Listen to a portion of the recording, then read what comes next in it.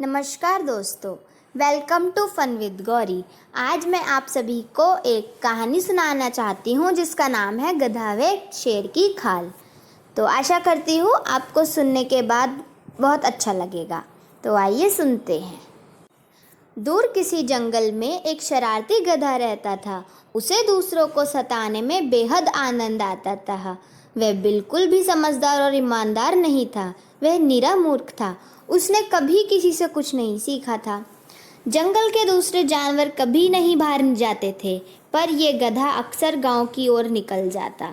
एक दिन वह चमड़ा तैयार करने वाले की झोपड़ी के पास से निकला।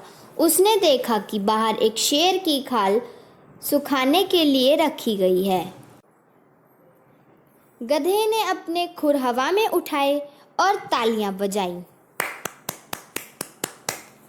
आज तो मेरी किस्मत ने कमाल कर दिया। मैं शेर की खाल पहनकर पूरे जंगल को राज कर सकता हूँ। सारे जानवर डर जाएंगे और वही करेंगे जो मैं कहूँगा। तो उसने शेर की खाल पहन ली और शेर की तरह दिखने लगा। अब वह किसी भयंकर शेर से कम नहीं लग रहा था। अब गधा अपना सारा समय पशुओं को डराने में बिताने लगा।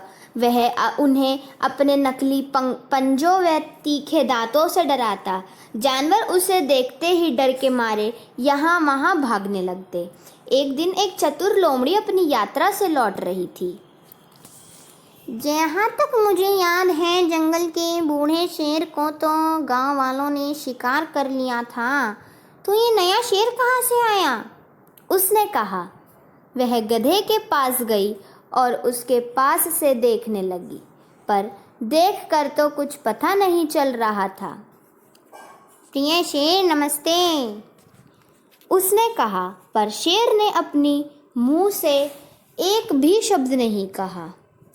बड़ी अजीब बात है, मुझे इसे मुंह से आवाज़ तो निकलवानी ही होगी, लोमड़ी ने सोचा। उसने चतुराई दिखाते हुए गधे की तारीफ करना शुरू कर दिया।